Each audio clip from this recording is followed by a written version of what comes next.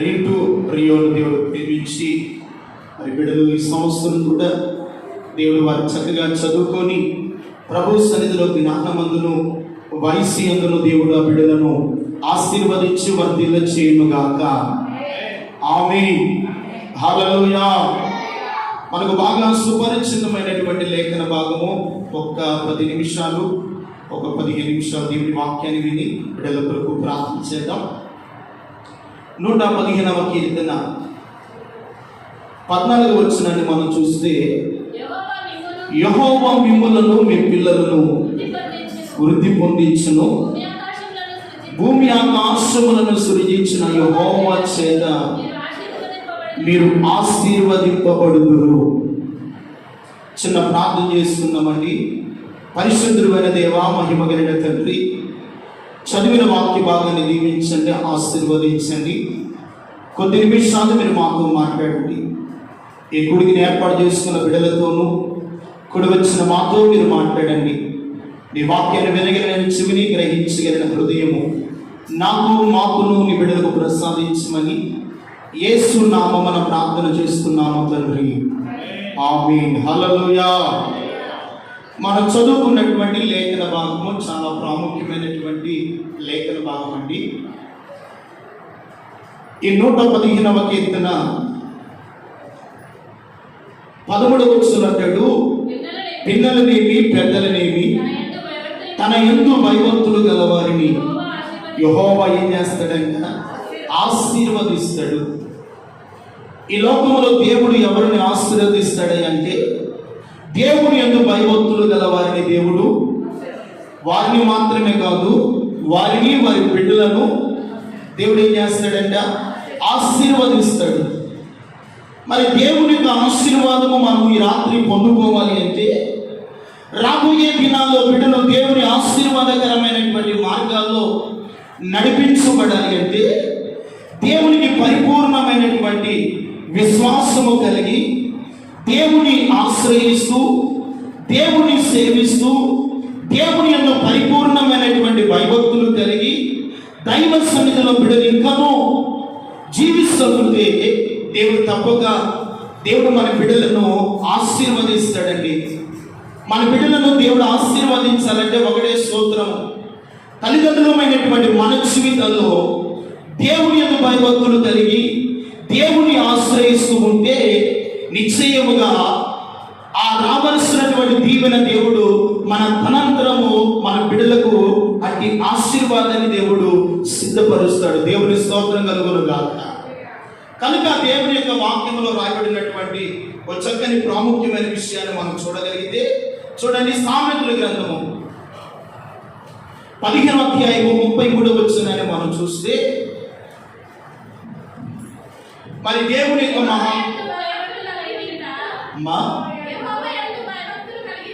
యెహోవా యందు భయభక్తులు కలిగి ఉండుట జ్ఞాన అభ్యాసమునకు సాధనము. చాలు ఏమిటంట? యెహోవా యందు భయభక్తులు కలిగి ఉండుట జ్ఞాన అభ్యాసమునకు సాధనము. అంటే దేవుని యందు భయభక్తులు కలిగి ఉన్న బిడ్డలు కూడా జ్ఞాన అభ్యాసమునకు సాధనం. అంటే భయభక్తులు కలిగిన జీవితాన్ని మనము జీవిస్తూ అట్టి భక్తి మార్గంలో మన బిడ్డలను నడిపిస్తూ, ఇదిగో ఒక భయభక్తులు కలిగినటువంటి జ్ఞానమునకు అభ్యాసం ఏమిటంటే, భయభక్తులు కలిగిన జీవితాన్ని ఏం చేయాలంట? సాధనము చేయాలి. ఏం చేయాలంట? సాధనము. అట్టి జ్ఞాన అభ్యాసము మనము నేర్చుకొని మన బిడ్డలకు ఏం చేయాలంట? నేర్పించాలి.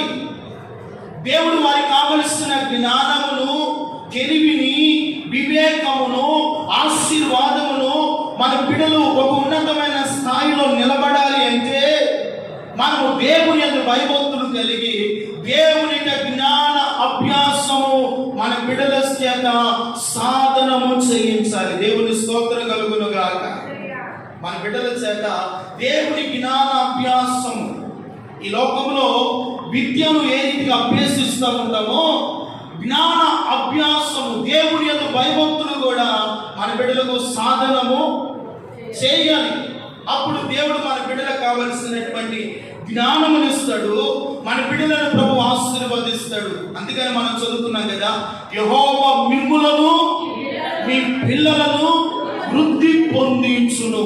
మన బిడ్డలు జ్ఞానములో వృద్ధి పొందాలి, ఐశ్వర్యములో వృద్ధి పొందాలి. సమాజంలో దేవుని ఆరాధిస్తున్న మనము, మన కుటుంబము, బిడ్డలు ఎప్పుడు వృద్ధిలోనికి మార్చబడతాయి అంటే మన బిడ్డలకు జ్ఞాన అభ్యాసం ఏం చేయాలంట? సాధనము. లోకంలో కొన్ని సాధనాలు ఉన్నాయండి. చాలా మంది ఉదయాన్నే లేచి వాకింగ్ చేస్తారు, అదొక సాధనం. ఎక్సర్సైజ్ చేస్తారు, అదొక సాధనం. ఎందుకో దేహానికి కావలసినటువంటి ఆరోగ్యాన్ని పొందుకునడానికి. ఇవి తాత్కాలికమైనటువంటి సాధనాలు కావచ్చేమో కానీ దైవ సంబంధమైన సాధనం అంట ఇప్పటి జీవము విషయంలోను రాబోయే జీవము విషయంలోను ప్రయోజనకరమై ఉన్నది. దేవుని స్తోత్రం కలుగునుగాక. అందుకనే దేవుని కూర్చున్న జ్ఞాన అభ్యాసం ఏం చేయాలంట? సాధనము చేయాలి. అప్పుడు దేవుడు మన బిడ్డలను ఏం చేస్తాడంటే వృద్ధి పరుస్తాడంట. ఏం చేస్తాడంట? వృద్ధి పరుస్తాడు. అందుకనే సామెతల గ్రంథము 1వ అధ్యాయము 7వ వాక్యాన్ని మనం చూస్తే, యెహోవా యందు భయభక్తులు కలిగి ఉండుట తెలివికి మూలము. చూడండి ప్రియమైన, యెహోవా యందు భయభక్తులు కలిగి ఉండుట, అక్కడను జ్ఞాన అభ్యాసములను సాధనం అంటున్నాడు. ఇక్కడ ఏమంటున్నాడంటే యెహోవా యందు భయభక్తులు కలిగి ఉండుట తెలివికి మూలము. దేవుడు కూడా తెలివితేటలు బిడ్డలు ఎదుగుతూ ఉన్న కొలది దేవుడు మన తల్లిదండ్రులు కూడా వారిలో ఏం చూడాలంటే జ్ఞానవంతులా కాదా, తెలియగలవారా లేదని వారిని ఏం చేస్తారంటే పరిశోధన చేస్తూ ఉంటారు. వాడు ఎంత తెలియగలవాడు అని తల్లిదండ్రులు అనేక విధాలుగా వారిని పరీక్షిస్తున్నప్పుడు ప్రియమైన వాళ్ళరా, కొంతమంది అజ్ఞానం గలవారు ఉంటారు, కొంతమంది జ్ఞానం గలవారు ఉంటారు, కొంతమంది వివేకం గలవారు ఉంటారు. అయితే మంచిదే ప్రియమైన వాళ్ళ దేవుని యొక్క భయభక్తులు కలిగి ఉంటే ఇంకా జ్ఞానమున కంటే తెలివికి మూలము. దేవుడు తెలివిని జ్ఞానాన్ని ఇవ్వబోతున్నాడు. మరి రీటు మరణ సంవత్సరం ఫస్ట్ క్లాస్లోకి వెళ్తున్నారు. మరి శ్రీ చైతన్య స్కూల్లోకి మరి తండ్రి గారు కూడా ఆ స్కూల్లో టీచర్ కనుక అందులో బిడ్డను జాయిన్ చేయబోతున్నారు. దేవుడు ఆ బిడ్డకు కావలసిన తెలివితేటలను జ్ఞానమును వృద్ధిలోనికి దేవుడు తీసుకొని వచ్చి ఈ సంవత్సరం చక్కగా పరిపూర్ణంగా విద్యాభ్యాసం చేయడానికి తగిన దేవుని యొక్క కృపా జ్ఞానము బిడ్డకు తోడైండును గాక. తెలివి కావాలి, జ్ఞానం కావాలి. వారికి ఏం చేయాలంటే యెహోవా యందు భయభక్తులు కలిగి తల్లిదండ్రులు నడుస్తూ జ్ఞాన అభ్యాసములు వారికి ఏం చేయాలంట? సాధనము చేసినప్పుడు వారు ఇంకా తెలివిలో జ్ఞానములో వృద్ధిలోనికి వస్తారు. దేవుని స్తోత్రం కలుగునుగాక. అందుకని బైబిల్ గ్రంథంలో అంటాడు, ఇక్కడ 111వ కీర్తన 10వ వచనం అంటాడు, 111వ కీర్తన 10వ వాక్యం, యెహోవా యందలి భయము. చూడండి, యెహోవా యందలి భయము జ్ఞానమునకు మూలము, ఆయన శాసనములను అనుసరించువారు మంచి వివేకము గలవారు, ఆయన నిత్యము స్తోత్రము కలుగునుగాక. హల్లెలూయా. ఇక్కడ అన్నాడు 3 విషయాలు మనం చదువుతున్నాం. ఒకటి జ్ఞానాభ్యాసం సాధన చేయాలి, రెండవది యెహోవా యందు భయభక్తులు కలిగి ఉండుట తెలివికి మూలము, మూడవది అన్నాడు యెహోవా యందలి భయము జ్ఞానమునకు మూలము. ఇక్కడ యెహోవా యందు భయభక్తులు కలిగి ఉంటే జ్ఞానము. అందుకని యేసు ప్రభు వారు తల్లిదండ్రులు యందు భయభక్తులు కలిగి ఉన్నారు, పరలోకమందున్న దేవుని యందు భయభక్తులు కలిగి ఉండి లూకాసు సువార్త 1వ అధ్యాయం 52వ వచనంలో మనం చూస్తే యేసు అక్కడ జ్ఞానమందును వయసు యందును వర్ధిల్లుతూ ఉన్నాడు. యేసయ్య చిన్న వయసులోనే ఆయన జ్ఞానము చాలా ప్రాముఖ్యమైనటువంటి జ్ఞానం అండి. ఆనాటి కాలంలో ఉన్నటువంటి ధర్మశాస్త్ర ఉపదేశకులతోనూ శాస్త్రులతోనూ పరిసయ్యులతోనూ దేవుని ధర్మశాస్త్రం గురించి చిన్న వయసులోనే దేవుడు మాట్లాడుతూ ఉంటే వారంట ఎవరి కుమారుడు ఈ చిన్నవాడని ఆశ్చర్యపడినట్లుగా చూశారు. దేవుని స్తోత్రం కలుగునుగాక. కారణం ఏమిటంటే ఇదిగో మరియా యోసేపులు దేవుని యొక్క సకల విద్యను అభ్యసించి దేవుని యందు భయభక్తులు కలిగి దేవుని సన్నిధిలో నీతిమంతులుగా ఉన్నారు కనుకనే ఇదిగో ఆ పరిశుద్ధుల గర్భములో నుండి ప్రభు అయిన యేసుక్రీస్తు వారు వచ్చారు. ఆయన ఈ లోకములో ప్రియమైన వారు చిన్న వయసులోనే జ్ఞానమందును వయస్సు యందును ఏం చేశాడంట? వర్ధిల్లుతూ ఉన్నాడు. దేవుని స్తోత్రం కలుగును గాక. మరి ఇంకా రియో బిడ్డలు చక్కగా చదువుకోవాలి. వారి జ్ఞానమందును వయస్సు యందును దేవుని యందు భయభక్తులు కలిగినటువంటి జ్ఞానాభ్యాసము వారు సాధన చేయాలి. యెహోవా యందు భయభక్తులు కలిగిన తెలివిని వారు సంపాదించాలి.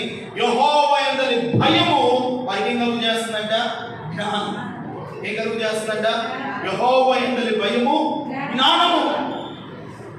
జ్ఞానమునకు మూలం. ప్రియమైన వాళ్ళారా, తెలివితేటలు జ్ఞానం ఇవ్వాలంటే మన వల్ల కాదండి.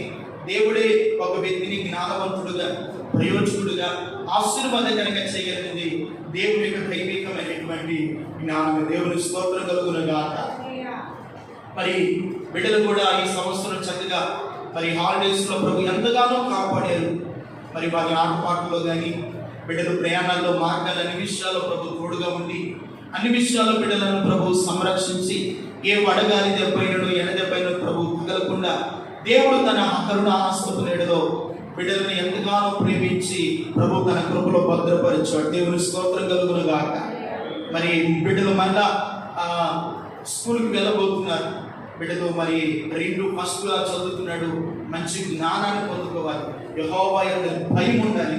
భయం కలిగిన బిడ్డలు చక్కగా దేవుని సన్నిధిలో చక్కగా సండే స్కూల్లో పాడతారు, వాక్యం చెప్తారు.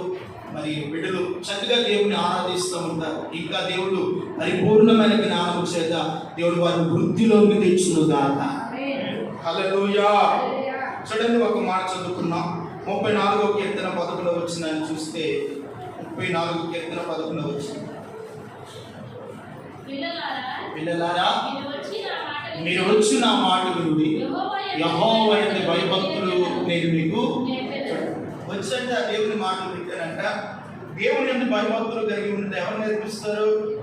యెహోవా నేర్పిస్తారు. ఆ బిడ్డలకు భయభక్తులు కలిగి ఉండట వారిని దేవుని సన్నిధికి వస్తున్నప్పుడు, దేవుని మందిరంలో వారు ఎదుగుతున్నప్పుడు, దేవుని ఆరాధిస్తున్నప్పుడు యెహోవా యందు భయభక్తులు కలిగి ఉన్నట్టు నేను నేర్పిస్తాను. దేవుడు ఆయన బిడ్డలమైనటువంటి మనకు ఆయన తన భక్తిని, జ్ఞానాన్ని నేర్పించు దేవుడు అండి. మన జీవితాల్లో, మన యాత్ర జీవితంలో మరణించేంత వరకు కూడా యెహోవా యందు భయభక్తులు కలిగి ఉండి ఆయన పాదాల యందు మనం ఏం చేయాలంట? ఆయన వాక్యాన్ని నేర్చుకోవాలి. పరిశుద్ధమైన జీవితాన్ని నేర్చుకోవాలి. వాక్యానుసారమైన క్రమమైన భక్తిని మనం నేర్చుకున్నప్పుడు దేవుడు తప్పక మన బిడ్డలను, మన కుటుంబాన్ని దేవుడు ఏం చేస్తాడు? ఆశీర్వదిస్తాడంట. ఏం చేస్తాడంటండి? ఆశీర్వదిస్తాడు. అందుకని పిల్లలారా, మీరు వచ్చిన మాటలు, తల్లిదండ్రులుగా మనం దేవుని మాటలు వినాలి. అప్పుడు బిడ్డలు మన మాటలు వింటారు. మనం దేవుని మాటలు వినకుండా పిల్లలు మన మాటలు వినలేదు. దేవుడు అనేకమైన సందర్భాల్లో చాలా విషయాలు దేవుడు తెలియజేశాడండి. పరిశుద్ధమైన బైబిల్లో మనం చూస్తే ఏలి అనే దైవజనుడికి కుమారుడు ఉన్నాడు. ఒప్పినే ఫినెహాస్. ఎవరంట? ఒప్పినే ఫినెహాస్. దేవుడు యాజకుడే, కానీ యాజకుడు బిడ్డలు ఎలాగంటే దేవుడి యందు భయభక్తులే, తండ్రి మాటలో దిగ్గజరించేవారు, దేవుని యొక్క జ్ఞానాన్ని తిరస్కరించిన వారు, వారి మనసుకు నచ్చినట్లుగా ప్రవర్తించిన వారు కనుకనే యెహోవా మందసాన్ని ఎడ్ల బండి మీద తీసుకొని వస్తుండగా ఆ యొక్క బిడ్డలు అవిధేయత వలన, అపవిత్రత వలన ఆ మందసాన్ని పట్టుకొని అక్కడికక్కడే చనిపోయినట్లుగా లేఖనాల్లో మనం చూడగలుగుతాం. కారణము దైవజనుడైన ఏలి ఆ కాలంలో ప్రియమైన వాళ్ళరా, ఇదిగో ధర్మశాస్త్రము యెహోవా మాకు అరుదుగా కనబడుతున్నటువంటి దినాల్లో ఏలీతో దేవుడు మాట్లాడలేదు, ఏలి యొక్క కుమారుడితో మాట్లాడలేదు. కానీ ఇదిగో యెహోవా సన్నిధిలో ఉన్న బాలుడైన సమూయేలుతో యెహోవా మాట్లాడుతున్నాడు. దేవుని స్తోత్రం. కారణము తన తల్లి దేవుని యందు భయభక్తులు కలిగి యెహోవా మందిరములో ఆ బిడ్డను పెంచింది. దేవుని స్తోత్రం కలుగును కాక. కలిగినే ఆనాటి కాలంలో యెహోవా వాక్కు అరుదుగా ఉన్నటువంటి దినాల్లో ఇదిగో యాజకులతో మాట్లాడట్లేదు, యాజకుని కుమారులతో మాట్లాడట్లేదు. ఇదిగో కొన్ని సంవత్సరాలుగా బిడలేక బాధపడి కన్నీరు కాచి వేదన పడి దేవుని యొక్క సహాయాన్ని వేడుకొని ఒక బిడ్డ నాకు ఇస్తే తిరిగి ఇస్తానయ్యా అని మొక్కుకొనినటువంటి ఆ హన్నాకు దేవుడు ఇచ్చినటువంటి ఒక చక్కని కుమారుడు సమూయేలును దేవుని మందిరంలో విడిచిపెట్టిందండి. యెహోవా బాలుడైన సమూయేలుతో మాట్లాడిను. దేవుని స్తోత్రం కలుగునుగా. భవిష్యత్తు గురించి దేవుడు బాలుడితో మాట్లాడటానికి ఏమిటండి, జరగబోయే విషయాలు, ఏలి యొక్క కుమారుల పరిస్థితి, ఏలి యొక్క సేవా విధానాలు ఎలా ఉన్నాయో ఇదిగో బాలుడైనటువంటి సమూయేలుతో దేవుడు మాట్లాడడానికి గల కారణము, సమూయేలుగా చిన్న బిడ్డలారా నా ఎదురుకు వచ్చి నా మాట వినుడి, యెహోవా యందలి భయభక్తులు నేను మీకు నేర్పించను. ఇదిగో యెహోవా ఎదుగు వచ్చాడు, ఆయన పాదాలు ఎదుగు వచ్చున్నాడు, బలిపీఠం ఎదునే పనుకుంటున్నాడు. ఇదిగో భయభక్తులు కలిగి ఉన్న దేవుడు సమూయేలుకు దేవుడు నేర్పించాడు. దేవుని స్తోత్రం కలుగునుగా. ఇదిగో ఆ బిడ్డ ఎదుగుతూ ఉన్న కొలది ప్రియమైన వాళ్ళరా దేవుడు ఎంతగానో సంతోషపడ్డాడంట, ఆనందించాడంట, దేవుడు ఉత్సాహపడ్డాడంట. కారణం ఏమిటంటే ఇదిగో నా ప్రజలను నడిపించి ఒక చక్కని ప్రవక్తగా సమూయేలును నేను ఆశీర్వదించాలి. దేవుని స్తోత్రం కలుగును కాక. సమూయేలును దేవుడు దీవించాలనుకున్నాడు, గొప్పవాడిగా చేయాలనుకున్నాడు. అందుకని దాను మొదలుకొని బయస్ప వరకు సమూయేలు కీర్తి వ్యాపించడానికి గల కారణము భయభక్తులు కలిగి ఉండటాన్ని నేర్చుకున్నాడు. దేవుని స్తోత్రం కలుగును కాక. మరి బిడ్డలో రీతు కూడా బిడ్డలు దేవుని యందు భయభక్తులు కలిగి దైవ సన్నిధిలో ఉన్నప్పుడు సమూయేలు వలె దేవుడు ఆ బిడ్డలను దేవుడు ఆశీర్వదించును గాక. చెప్పరే హల్లెలూయా. దీవిస్తాడు దేవుడు, మన బిడ్డలను ఆశీర్వదిస్తాడు. అందుకని యెహోవా మిమ్ములను మీ పిల్లలను వృద్ధి పొందిస్తాడు. వృద్ధిలోనికి తెచ్చేది దేవుడేనండి, మనం చేయలేము. మనము వారికి కావాల్సిన ఫీజు, వారికి కావాల్సిన బుక్స్, వారికి కావాల్సిన యూనిఫామ్, వారికి తినడానికి కావాల్సిన అన్ని సమకూరుస్తాం. కానీ వృద్ధిలోనికి తేవాలంటే దేవుడి దయ మన బిడ్డల మీద ఉండాలి. హల్లెలూయా. దేవుడి కృప మన మీద ఉన్నప్పుడు, మన బిడ్డల మీద ఉన్నప్పుడు దేవుడు వారిని ఏం చేస్తాడంట, వృద్ధిలోనికి తీసుకొని వస్తాడు, ఆశీర్వదిస్తాడంట. అందుకని మార్కు సువార్తలో యేసు ప్రభు వారు ఒక చక్కని ప్రార్థన చేసి బిడ్డలను ఆశీర్వదించినట్లుగా మనం చూడగలుగుతాం. మార్కు సువార్తలో ఒక చక్కని మాట రాయబడింది. చూడండి ప్రియమైన వారలారా, మార్కు సువార్త 10వ అధ్యాయము 11 లేకపోతే 15, 16 వచనాలు చూడండి.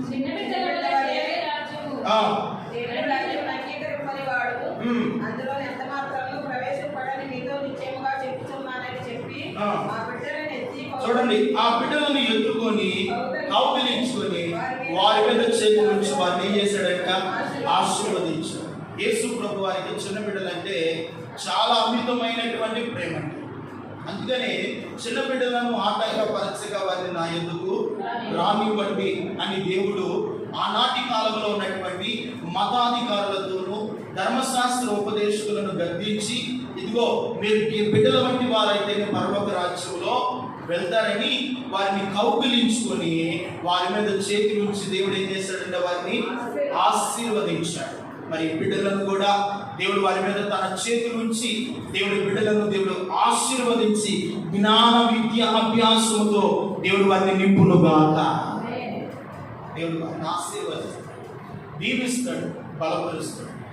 వారిని బలపరచాలంటే తల్లిదండ్రులుగా మనం ప్రతిరోజు అండి ఇదిగో విలాప వాక్యంలో తెలిసిన మాటలే మన బిడ్డలకు ప్రతిరోజు ఏం చేయాలి, ప్రార్థన చేయాలి. అయ్యా వీరి త్రోవ తప్పిపోకుండా వీరి మార్గాల్లోనూ, వీరి చదువుల్లోనూ, వీరి విద్యలోను, జ్ఞానంలోనూ వారిని ఆశీర్వదించండి ప్రభు అని తల్లిదండ్రులుగా బిడ్డల వరకు చేతులెత్తి ప్రార్థన చేయడం మన బిడ్డలకు ఎంతైనా క్షేమము. దేవుని స్తోత్రం కలుగునుగా.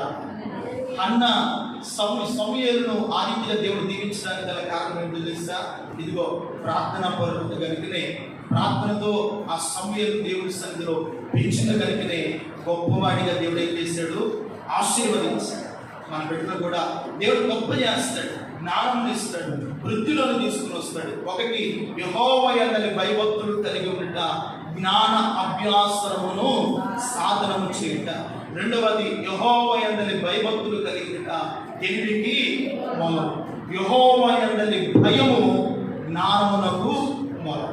ఇదిగో ఇలాంటి విషయాలు మన జీవితాల్లో మనము భయభక్తులు కలిగి ఇట్టి జ్ఞానంలో, ఇట్టి తెలివితేటలతో దేవుడి సన్నిధిలో మన బిడ్డలను పెంచగలిగితే దేవుడు వారిని ఆశీర్వదిస్తాడండి.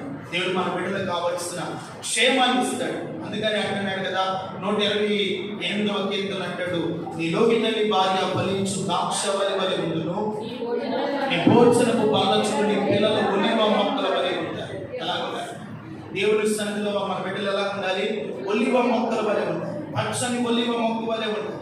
దేవుడి సన్నిధిలో వారు ఎదుగుతూ, వారు ప్రయోజకులుగా జ్ఞానంలోను విద్యలోను ప్రభు సన్నిధిలో ఎదుగుతూ దేవుని యొక్క ఇదిగో ఒక ప్రతిష్టమైనటువంటి బలము కలిగి దేవుని సన్నిధిలో వారు చక్కగా జీవిస్తూ ఉంటే, ఇదిగో దేవుని యొక్క వాక్యం అంటుంది కదా, యెహోవా సన్నిధులంట ఒలివ మొక్కల వలె వారు ఏం చేస్తారంట? ఆశీర్వదిస్తాడు, దేవుడు దీవిస్తాడండి, వర్ధిల్ల చేస్తాడు. ఇంకా అంటాడు, ఇశ్రాయేలు క్షేమమును నీ పిల్లల క్షేమమును నీవు చూచదు. ఇశ్రాయేలు వెలుగు దేవుడు ఏమి ఇస్తాడంట? సమాధానం ఇస్తాడు. నీవు నీ బిడ్డల క్షేమాన్ని చూస్తావు. మరి బిడ్డలకు క్షేమాన్ని దేవుడు ఇవ్వాలి. చక్కగా స్కూల్కి వెళ్ళొస్తున్న మార్గాలలో ప్రయాణాల్లో ప్రభు తోడుగా ఉండాలి, కాపాడాలి. వారికి కావలసిన జ్ఞానము, వారికి కావలసిన తెలివిని దేవుడు సంపూర్ణంగా ఇవ్వాలి. వారి దైవ సన్నిధిలో ఎదగాలి. తెలివిలోను, జ్ఞానములోను, భయభక్తులు కలిగిన జీవితంలోను వారు ప్రయోజకులుగా ఉంటే, మూలవాక్యం అన్నాడు కదా, యెహోవా మిమ్ములను మీ పిల్లలను వృద్ధి పొందిస్తాడు. యెహోవా యందు భయభక్తులు కలిగి ఉంటేనంట పిల్లలనేమి పెద్దలనేమి అందరినీ యెహోవా ఆశీర్వదిస్తాడు. దేవుని స్తోత్రం కలుగును గాక. ఆశీర్వాదానికి ఒకటే మూలమండి, భయభక్తులు కలిగి ఉంటేనే ఆశీర్వాదం మన ఇంట్లో ఉంటుంది, ఆశీర్వాదం మన బిడ్డల జీవితాల్లో ఉంటుంది.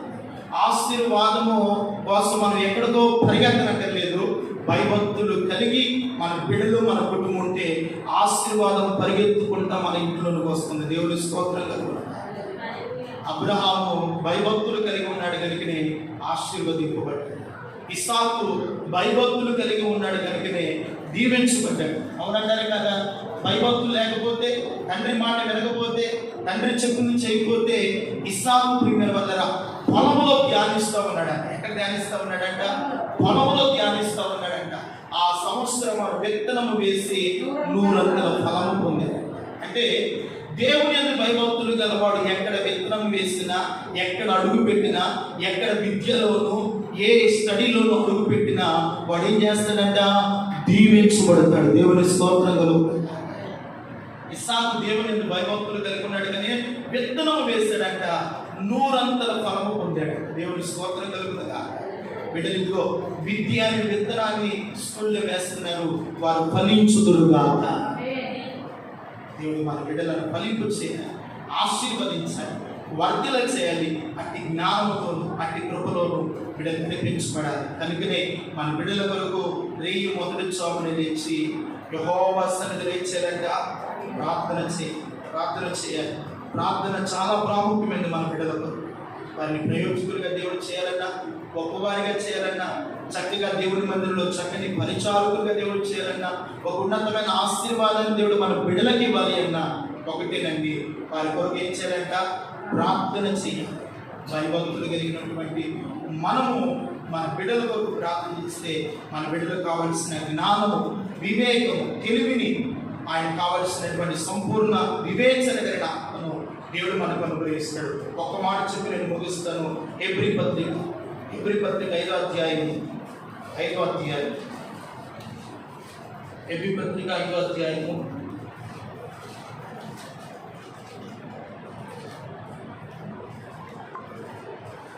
14వ వాక్యాన్ని మనం చదువుకుంటే, ఇదిగో అభ్యాసము చేత మేలు కీడులను యోచించినట్లుగా సాధకము చేయబడిన జ్ఞానేంద్రియములు కలిగి ఉన్నారు కనుక వారికి బలమైన ఆహారము. మన బిడ్డలకు బలమైన వాక్యమైన ఆహారాన్ని ప్రతిరోజు వారికి మనము అందించినప్పుడు ఏం చేస్తాడంటే దేవుడు జ్ఞానాభ్యాసమును మేలు కీడులను. ఈ లోకంలో మేలు ఉంది, కీడు ఉంది, మంచి ఉంది, చెడు ఉంది.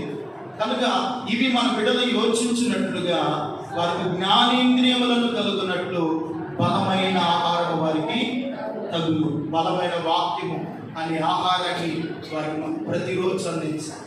అందుకనే ద్వితీయోపదేశకాండం అంటాడు, నీ ఇంట కూర్చున్నప్పుడును, లేచినప్పుడును, త్రోవన నడిచినప్పుడును పనుకున్నప్పుడు దేవుని గురించి వారితో మాట్లాడవలెను. దేవుని స్తోత్రం కలుగునుగాక. అప్పుడు మాట్లాడుతూ ఉంటే దేవుని వాక్యాన్ని ఎంతగా బలం తీసుకుంటారో, ఇదిగో భౌతికంగా వారు ఆరోగ్యకరంగా ఉంటారు, ఆత్మీయంగా దేవుడు ఏం చేస్తాడు, ఆరోగ్యవంతులుగా ఉంచుతాడు. జ్ఞానవంతును వయసు అందును వారి మేలు కీడులను మంచి చెడులను యోచించే పరలోక సంబంధమైన మంచి జ్ఞానాన్ని దేవుడు మన బిడ్డలకు అనుగ్రహిస్తాడు. అట్టి జ్ఞానములను అట్టి ఉపదేశములను మరి ఇంటూను మరి రియోను దేవుడు అలా నడిపించి బిడ్డలను ప్రయోజకులుగా ఆశీర్వాదకరంగా దేవుడు ఆ బిడ్డలు నడిపించి కాపాడి బలపరచును గాక. ఆమేన్. తలవంచండి, ప్రార్థన చేస్తుంది.